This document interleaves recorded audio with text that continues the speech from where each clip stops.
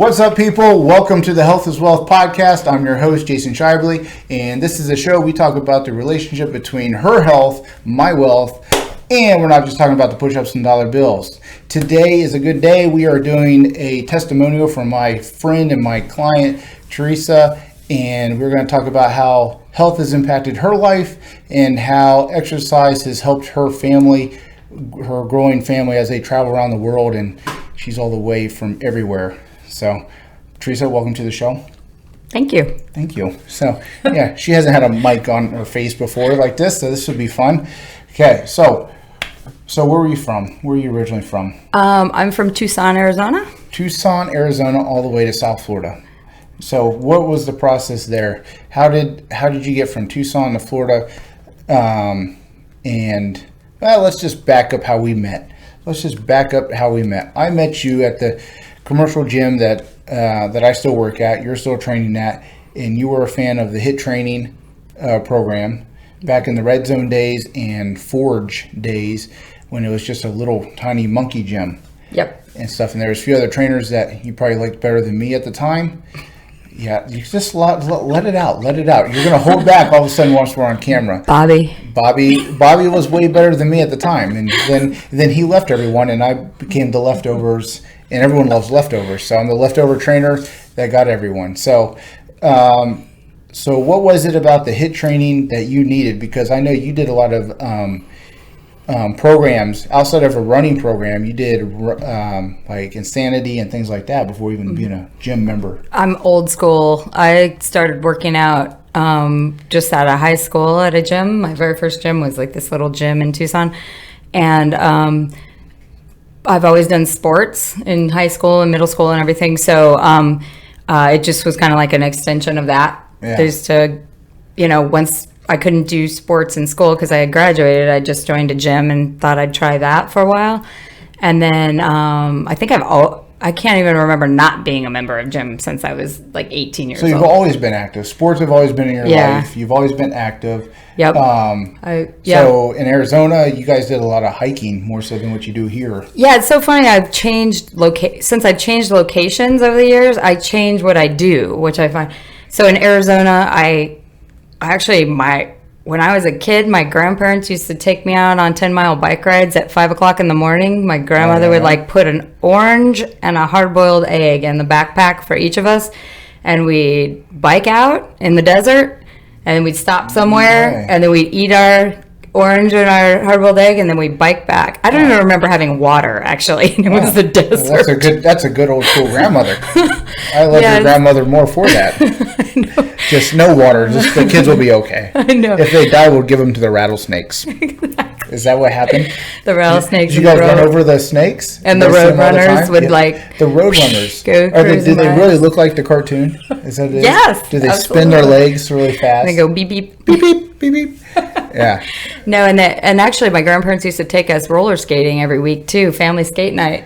Yeah. Like I started base level being active. So, well, that's a good thing. The more the better for kids. When it comes to kids, the more the better. Mm-hmm. I don't like these where the kids only play one sport their whole lives. I think that's a lot of injury prone. They don't know what they like and dislike. So yeah, I agree. I mean, we'll talk about that later. But like with my own kids, that they're experiencing that when I was in school and when you were in school, you could play. You probably played like football, baseball, basketball. Football, baseball, amateur basketball, and community leagues because I just had no desire to be on the basketball team. It just wasn't my sport. Yeah.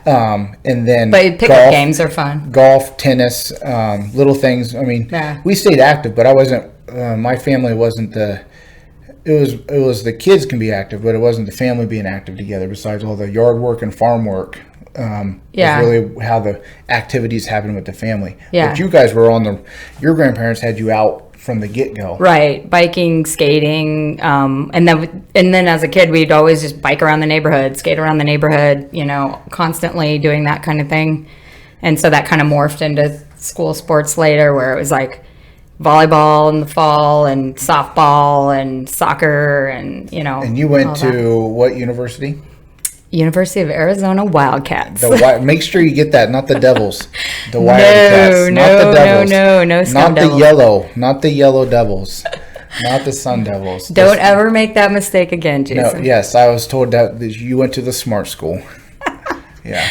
Yep, that's and right. the party school was down the road. I'm going to get yelled at by someone on this. You are totally going to get screamed at. That's fine. Hey, comments are comments. Send me the comments. So you're active your whole childhood. Then you're active in. What changed from high school to college for you activity-wise? Is it just... So that was an interesting time because when I went to college, I'm trying to remember, I think the first year I was just trying to find my way academically. I'm like, what do I do here? I'm in a big school. There's like 45,000 people there at the time. So I was just trying to find my way. But I figured out by maybe sophomore year to start taking a sport, even though I wasn't in exercise sports sciences or anything like that. I took racquetball one semester, which is how I met my husband in racquetball class. Racquetball class, Yeah. Okay. So you got a community, one of those community degrees, just everything. Yeah, and I took an aerobics class in McHale Center, which is like the place where they play basketball, and it's this huge place. I know you loved paying off your college debt, realizing the courses that you took, because that was one of my things. I look back, I'm like, really? I took that? Yeah. Yeah, exactly. No, I took the other courses too, but I always did that for just like to keep me going because I worked my way through college as well. Yeah. So I was working a lot as well. So that was like my one time. It took me. So that was your gym class. That was my gym class. That was your like the high school, middle school days. Like, well, okay, you don't have to be active, but today's gym class, and you have to put the sweatpants on and go to work. I still did it. Yeah, I took racquetball at one point. I took volleyball at one point, and I took aerobics. And I had to come up with my own aerobics routine, which so you're an educated fitness professional. That's what. So you paid for some high-end college degree classes there. So that's true. Yes. You could teach everyone how to play sand volleyball. Yeah. Probably. Yeah, I could. Well, you could be like volleyball. You could be like the Bill Belichick of everything. You can be the coach. You don't have to be great to coach great people. Exactly. That's what exactly I do. Right. That's why I'm so good at teaching you guys how to do burpees in classes, and I don't do them myself. I'm so good at teaching that. I've noticed that, Jason. I've noticed that. You notice my belly, or you notice that I just don't do the movements no, like the young trainers. You won't do it with us. No. Yeah. Actually, I've seen you do the GT class a couple times, and you're cursing the trainer just as much as we are, which I think is hilarious. Yeah, because you guys know I'm in there, so everyone's picking on me. More reps to the trainer. That's what I want. I want a good workout. Come on, why are you on your knees again? Yeah. What's your problem? Yeah. So keep going, or we're going to start over. Yeah. So you went through college, working full time, and your fitness was just holding on. Yeah. Through your college career, just holding on. But there, like when you get some rude dude that comes up to you and says, "Your butt's getting a little bit flabby." You've had that somebody say that to you, right? All the time. We're in South Florida, so all kinds of dudes come up to me and say my butt's getting flabby. Yeah. I had a guy say that to me once, and then I took to my rollerblades, and I would rollerblade like 15 miles a day. You got the knee pads on, the elbow pads, the hand guards. They got the plastic hand guards on there, and just scooting along. Yep. So I actually, my very first 10K that I ever did in any sport was rollerblading, and I came in second in my age group. Wow. There's a little fun fact. That's a fun fact. That is a fun fact. Yeah, it was great. That was in Phoenix. It was hot. Yeah. The rollerblading was, or just in general? Everything. It's always hot in Arizona. So. All right. And then you said you met your husband in racquetball. I did. So you guys started dating in college? Yes, but not until later. Later. You guys both the same years? Kind of. He was in the 4-year plan. I was on the 5-year college plan. Okay. But when we met, we were like synced up. See, if I had not been on the 5-year plan, we might not have had that. So he was 2 years in, and you were 3 years in when you guys met. That's what you're saying. So okay, that's good because that's how I was. Exactly. That's how I was a year. I was a year older than everyone in my school because my parents put my sister at 5 years old and myself at 6 in the school at the same time. So I was always a year older than everyone. Oh, yeah. So I was the only one. The funny thing is they used me as a case study in high school to because I was able to vote in my senior year, and it was a voting year. Okay. So they used my opinions for history class and speech. Like, okay, what's his thoughts? He gets to vote. He actually gets to express, but he's still in high school. Oh. So it was like because you were actually 18 still I was in high 18 school? starting my senior year. Oh. The first month, yeah. Yeah. I was younger for my class. Yeah. So I was 17 then. But So you started on time. I always make a joke I was a retard. That's why I was held back. Yeah, so yeah, I'll probably get yelled out for saying retard. I just said it twice. Yeah, you are. That's like not good cool, to say. It's not good. Okay, so you met your husband in racquetball. So it tells me that you both were like-minded. Okay. Yeah. So he played tennis and racquetball at the time, I guess. Racquetball. Yeah. He paid for tennis and racquetball education. Yeah, I never asked him why he took those classes. If he took You it did just it to stay in some kind of exercise because you were working full time and all your other classes. Yeah. And it was more an activity level for you. right. It His was just to get the credit, probably. maybe or to meet cute girls. Hey, there's what it was. Cute girls. And he got the cutest one in the bunch. There you go. 1 year older than everyone else in class. Exactly. Yeah, you're the youngest one in high school. You're the oldest one in college. On our ways to doctorates. That's right. So yeah, we met there, but yeah, we didn't actually start dating for a couple years, but we met in class. Whose fault was that? Was that his or your fault that you guys didn't start dating a couple Me. years? Yours. You held back. I held back. I was playing hard to get. Well, that's what you women do great. And he's appreciative for it now, I'm sure. And stuff. So when it comes to your fitness and health, obviously you said husband, so we know you guys are still together, and you guys been together. You have kids. Yes. And how many kids do you have? We have 2 daughters. They're teenagers now, so 2 teenage daughters. 14 and 16. And you guys, after you guys graduated college, you guys stayed in Arizona for a while? We did. We stayed in Arizona for 6 years. 6 years after you guys graduated. So once you got out of school, did you guys stay active? Were you guys more active together as a couple? We haven't had those kind of conversations No, here we haven't. with on well, you or me haven't, and on the podcast we haven't had these conversations with like how do couples go through it. So you guys found each other through activity level. Right. You guys are together after college together. And you guys stay active. What are the activities that you guys stay focused on as you guys are starting your relationship? Yeah, so we actually started. I was skiing, which is weird to say in Arizona, but there is a really great ski resort there called Sunrise. It's fairly big. Sunrise, where the snow stays. Northern Arizona, yeah. Northern Arizona, okay, yeah. And so one day when we were just out of college, I said, hey, let's go skiing. And he said he'd only been skiing maybe one time before when he was a kid. And so I was giving him all these tips like, okay, snowplow, and you got to do this and you got to do that. So we get to the ski resort and rent skis and everything. And we get to the top of the mountain. And I'm like, okay, remember to snowplow. And he just goes straight down, like parallel skis, no problem, stops at the bottom. I was like, are you kidding me? He's a good skier, like naturally. Just a natural. Jerk. And how long had you been skiing prior to that? And then I think I'd been skiing for maybe 5 years. And that was, 10 years? There were 10 credits of schooling that you actually paid for to go skiing? Yeah, exactly. I was like, I need to go back to school, and I'm going to Arizona so I can take all these sports credits. It's like, yeah, I want to play volleyball, please. That was in high school.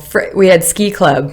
Can you believe that? Okay. In Arizona. But you only had the one resort to go to? So you guys always went to that sunset? There are actually 3 resorts in Arizona. I'm trying to picture in a map where the mountains actually show up in Arizona. But they're called the White Mountains. The White Mountains. Yeah, as you head up towards the Grand Canyon, you'll have to check out the map, geography. Okay. Get your geography on. So your husband was a natural down the slopes. Mm-hmm. And then, so skiing kept... so we like to ski together. So we go up and we ski. It's a couple hours drive up there, maybe 3, maybe 4. Weekend trips. And the start of your relationship, you guys are out of college, you guys are in your careers, and you guys just do little weekend ski trips. Yep. What about during the week? What were you guys doing during the week? Anything? Were you guys so focused on your careers? It's just young, you could keep the weight off, so it wasn't an issue? Yeah, I went to the gym a lot. Yeah. Okay. I don't know So that you did he have did. gym memberships. Yeah. You went to the gym regularly from a young age. Yeah. Okay. Yeah, All right. I was still going to the gym. I don't think he did, though. I don't know what Ted was doing. But he's a runner now. I know his Yeah. name's Ted. I know him and stuff. He's Yeah. a runner Right. and stuff, and he watches the mileage on his knees. I know, just watching how much he does run weekly and monthly and stuff. But Yep. I know it's important. He enjoys those cardio workouts. Yeah, it's funny, as we've gotten older, we've had to change our workouts based on like aches and pains and stuff. Yeah. So as you know, because you've helped me quite a lot with that kind of stuff, but his is his knees. So he, instead of opting for surgery at one point, like years ago, he changed. He runs less mileage now and less days, and then he does the elliptical and exchange. Yeah. And and then we just keep moving. We go for run. He used to be a lot faster than me, so we never ran together for a long time. But now we run together because he had to slow it down. And But he slows it down on purpose. He could turn it up if he really wanted to. yeah, he could. For a short period of time. Sure, And we've yeah. talked about that on the podcast before, Yeah. and we've talked about that, about the mileage, like why do certain exercises and certain things.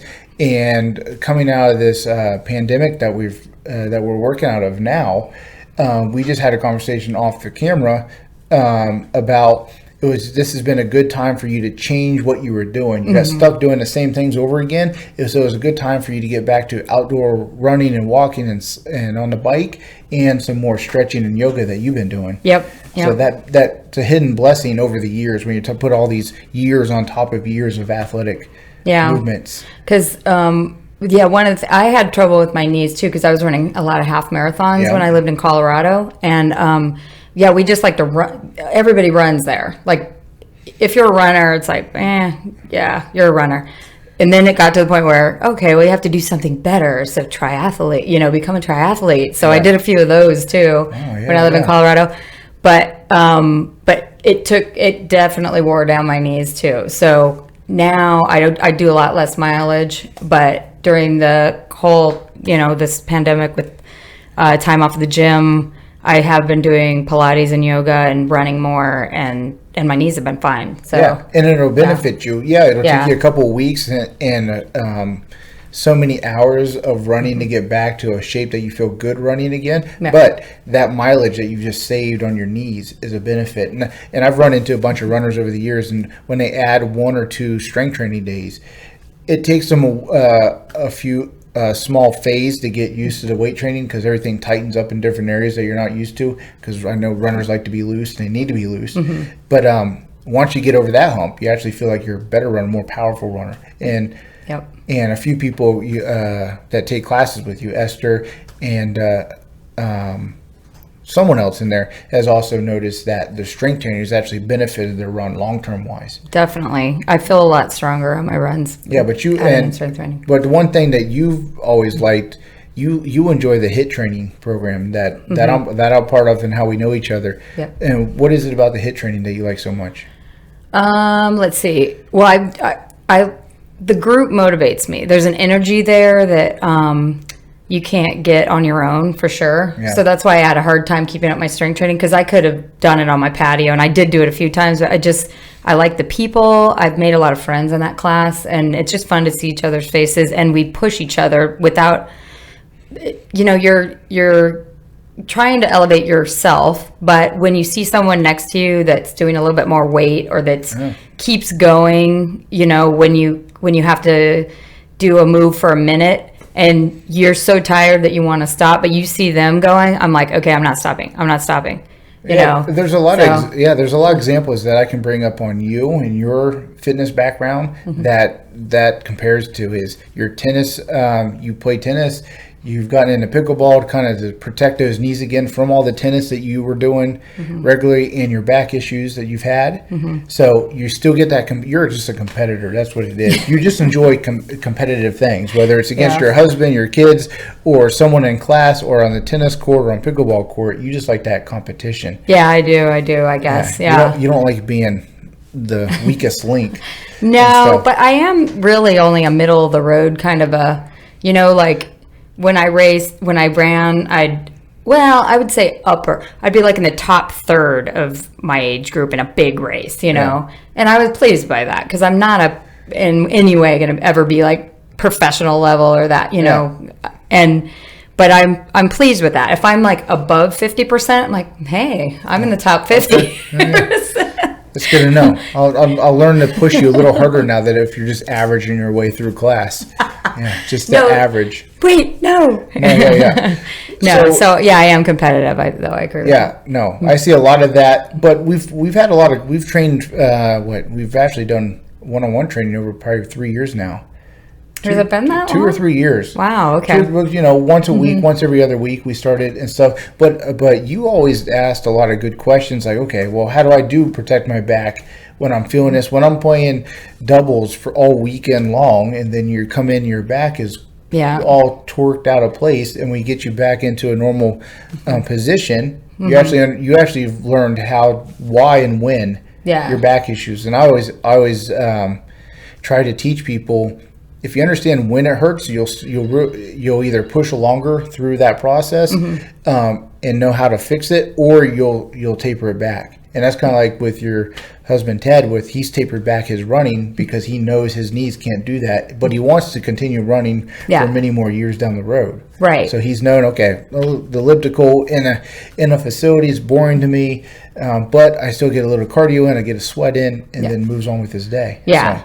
Yeah, I mean, you kind of have to do that as you get a little older. I hate to say that, it stinks, but because definitely with my back, tennis really all that twisting starts to hurt my back. So I can tell when I played too much tennis, or if I stop playing and I start again. You know, if I stop for several weeks and then I get back to it, my back will really hurt. So I know, okay, you know what? I need to take it easy in the beginning and slowly build up. Oh. You know, so yeah. So the biggest reason why I had you on the show is I want to know how you and Ted are able to stay active and be so busy parents and with your careers, and you guys have to travel a lot for his work and your volunteer stuff, and it's just a constant battle. So what do you guys discuss as parents to motivate your kids to stay active, and what is it that what do you guys over the years being parents, since your kids are in their teenage years, what have you guys always said, okay, we're always going to be an active family? Why is that so important to you guys? Well, I know for me, I don't want to be hobbling around. Like, you know, I want to be as active. I like doing these things, so I want to be moving as long as possible in my life. I mean, even being able to sit in a chair without having to, creep down to the chair or whatever. Yeah. That's really important. Just the basic functional moves is important to me. For as far as my kids go, I think just the fact that my husband and I have always been active, they see that we're just role models for them, which I'm pretty happy about, because they both have run cross country in middle school and high school and played soccer and doing those things, because we've always just like encouraged them to try new things, and they see us doing it. Like, I never thought they'd start running, honestly, but they kind of just said, yeah, I want to do this, you know. Did you guys get them in sports at a young age, like soccer or? Yeah, they were the little kids on the field, like herding around with the soccer ball. I was the kid that just held the dandelion and just picked the dandelion apart while everyone else around me, even to the balls at my feet. That was me. Looked up at the sky. Yeah, just looked at the sky. Looked around. Swing at the bugs. Yeah, there's too many mosquitoes in my sweatband across my head. Yeah. Yep. That's cute. So you had them in soccer. Was there anything else? Do you see your kids being competitive, or is it just being active because everyone else in the house is being active? Is it more of a follow the leader type of thing that kind of happens, or do you actually see them enjoying it? It's hard with teenagers. They enjoy it. Yeah, it's hard to tell. No, I think they actually enjoy also the group mentality, because like my youngest was playing soccer the last 2 years in middle school, and she likes playing goalie of all things, and the one that's all by herself. And she likes to win, you can tell. Okay. And so I think she just likes that competition as well, and playing with her friends. Like she became really good friends with all those girls that they play sports together and did, even on the cross country team and things like that. And same with my older one with the cross country team. They hang out. They have to get up at all early hours in the morning to go meet for practice and run together for, however, whatever the mileage is that day. Could be 9 miles on a weekend or something like that. So what about, they just went on summer break, right? Yeah. So what now? So how do you keep, you guys are, how do you stay active with them? What's the goal do you just let them sleep all day? Because that's what teenagers like to do. Do you, as a mother, push, today, or do you have a schedule like, at least we're going to get you in a camp or at least at a park to do your runs, and we'll run together as a family, bike rides, what is it? I wish I could tell you that I don't let them sleep all day, Jason. And why not? Because otherwise they're just going to argue with you, I'm sure. Exactly. Trust me, I feel like a psychiatrist half the time I'm training you. It's like, oh my God, these kids won't get up at all. Damn kid, that's why you always work. That's why you're always working out early in the mornings, because they're sleeping anyway. So you can still be home by 11 and make them breakfast, and there's still no time. That's exactly what happens. No, it's funny. They go for their runs in the afternoon. I would never do that. I work out in the morning. I'm a morning person for that stuff because I can't get motivated later. They're like, 3 o'clock in the afternoon. I'm going for a run. I be a teenager again. In Florida. No. Humidity. The rule is, this, you've been down here as long as I've been. The rule is if you see someone running between 11 and 3:30 in the heart of the day, they're not from here. You're not from here if you're running during that time. Unless they're my kids. Starting in June through September. I'm like... They're insane, yeah. It's just too hot. You can't even... You get exhausted talking with the humidity and everything. So yeah, I agree. No, I wish I were one of I think Ted and I are pretty chill, laid back people, so we don't schedule our kids. Actually, when they were younger, I was like definitely A type. We're on a schedule, bedtime, this, that, the other. Yeah. But now that they're older, I kind of let them do their own thing. Has it been hard for you guys as parents to maintain your guys's, probably at a younger age with your kids, more so now, they're kind of doing their own thing and you guys trust them enough to stay at home or do whatever. But at the beginning, as a parent, was that hard to stay on your guys' fitness? When those kids were babies? You know what? Were you more motivated during that time? I had a running stroller. I had this thing that converted from a running stroller to a bike carrier thing. Oh, wow. I think, was it? No, I had two separate. Sorry. I had a bike carrier. So at the time I was training for triathlons. So I'd put them in there and what did they call it? Oh, never mind. Sorry. Anyway, I'd put them back there with a bunch of snacks and their sippy cup. I would go egg, hills. Like your grandma did with you. You put an orange egg. That's all you get, kids. I learned from my grandmother. See? I remember. They'd have their little they called it the trailer mix. Trail mix. Yeah. Because they're in the bike trail, they call it the trailer mix. Yeah. So you were nicer than your grandma. Yeah, she made me do the work. I didn't make them do any work. Yeah. So they were in there when they were like probably 1 year old to 3 years old. When they got so heavy that I couldn't get up the hills anymore, I stopped doing that and made them learn to ride their own bikes. So that's, and I've heard multiple different things. You were more motivated. You might be the first person I've talked to in a long time that was more motivated when their kids were at a very young age to stay fit and get more fit again. Than just, it's just, I got to deal with these kids. I got to do this and stuff. So you had to do all that, but you also have to take care of yourself. Yeah. But why was that so important as a parent? Like, recognizing that, because you've been around, most parents, they focus on, I got to be a provider. I got to make sure I'm there for them. I got to make sure they're in their activities and keeping them busy and stuff. But they forget about their health, and that's what I run into as a trainer all the time, is people that just put so much effort into everyone else and forgot about their own physical health, and then just fall apart. So what is it? Is it just because you were raised that way and then you just continued that? Wasn't there a point where was there a mindset that just, you guys just didn't want to fall off that far at any time? Was there any thought process to it? No.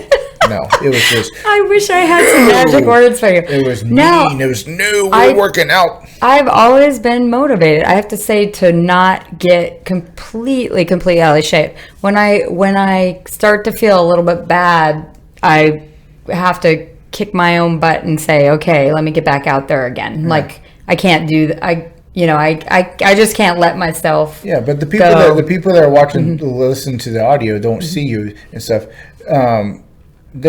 Because they might hear it. Because I'm not like a super skinny person. I think I'm more mean. like. That's mean. No, like you guys. But you just want to make sure that you're not so. You like to enjoy. You and Ted like to enjoy yourselves as well. You enjoy the family time. You guys enjoy movies, traveling, the simple things and stuff. Even on the back porch and just hanging out together, right? Yeah. So it's not just workout, exercise for the whole family. Yeah, I'm not like super buff. No.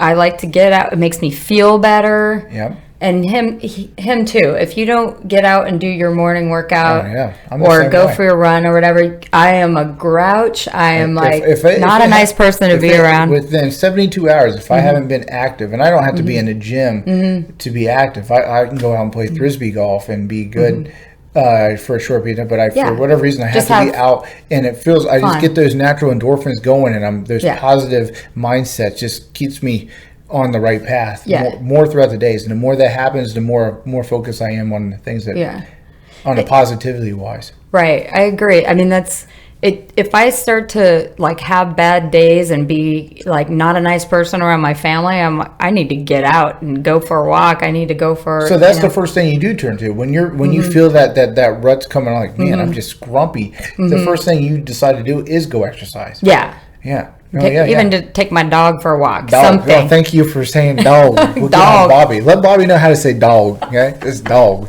Okay? Thank you very much for that, Theresa. Okay, Bobby's going down in this episode. He won't be listening to his own podcast anyway, so it'll be okay. So so it'll be another great comment down below. So eventually, Bobby listens to him. Yeah. So yeah, I don't know. I think it's. Your mood affects the people around you, so that'll get you out the door. I mean, sometimes I feel really down when I realize, wow, I didn't go work out today, and I don't feel good, so I'm getting back to it somehow. So since you know that about yourself, do you encourage that for your husband and kids as well? If they just need to go and exercise and do their thing, if they know they're just in that grumpy rut, are you encouraging that because you know yourself as well does that? Well, they're pretty good at self-regulating. Like Ted, he's got a lot of stress at work. Yeah. So he knows he has to get to the gym or go for a run because that helps relieve his stress. I mean, we've always talked about how when you're, like, say you're going on a run, you can work through problems in your brain while you're out there looking at nature. Yeah, most of the time, the first problem is, why am I running right now? It's too damn early to be running. And then once that problem gets fixed, then you keep, okay, I like running. This feels good now. Why am I stopping running? Is the end goal is like, why do I have to stop?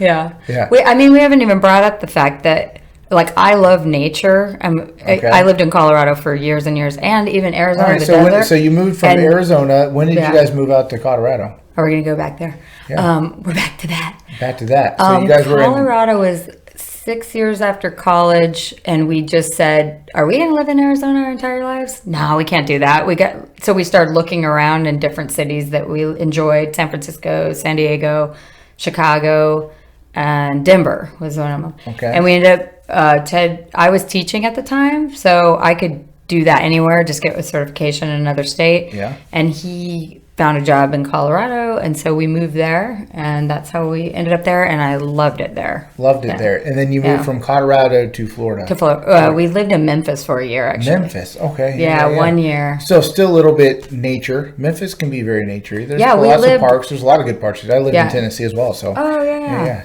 Yeah, we lived right between the Mississippi River and the Wolf River on Mud Island. Yeah, I know and where it was beautiful, but it was hot, but it was beautiful. Yeah. It can be that southern sticky. Yeah, that's when we were introduced to humidity for sure. That'll wake you up too. Same here. I was in Nashville, and the humidity in the valleys and all these little valleys, it just sticks on you. It's a little different than what it is in Florida. Yeah. And you could stay active there too. There are a lot of, the very first time I went to Memphis, I set up it was a running tour of the city.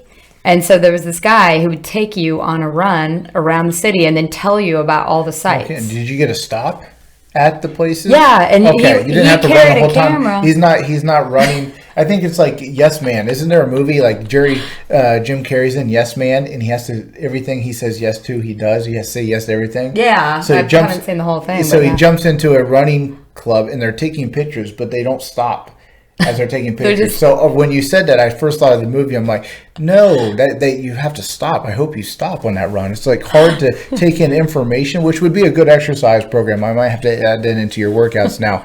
You have to run and talk and discover new things around Fort Lauderdale. Spew out facts about Fort Lauderdale. Yeah, just spewing out facts as you're running at a full That's speed. what the guy could do. That he was like well versed in the history of Memphis. It was cool, actually. Yeah. Stopped in front of statues of Elvis, and everyone else's hands are underneath.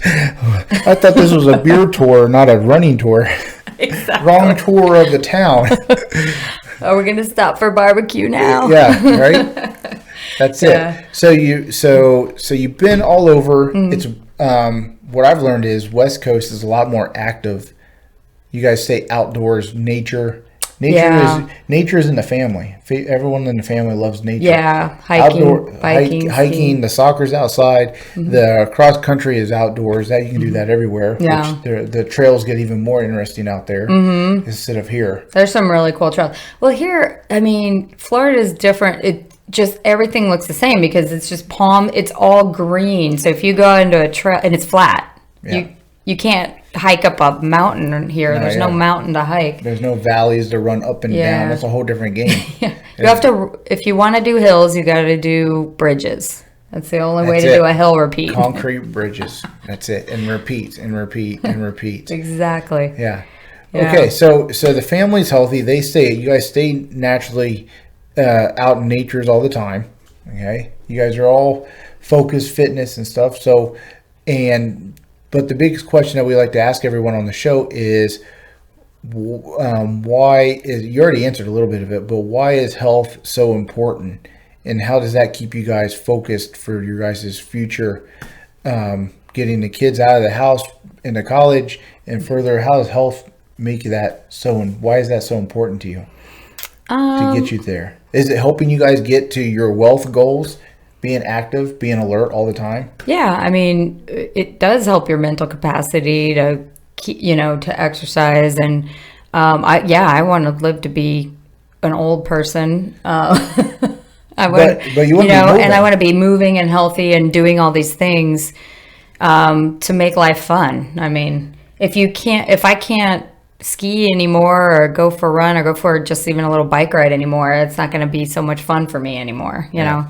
So it's important for me. Just that's what we all like to do, is get out there and be outside enjoying. Do you guys have do you guys make your vacations around the health? Like, is there a good park, national park to go to so we can hike 1 or 2 days in a row there on a vacation? Do you guys make your vacations that way as a family too?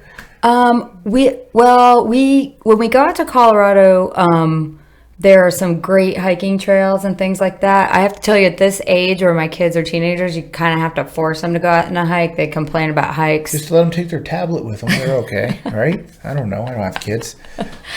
Sounds about right. Small screens. Small screens, not tablets.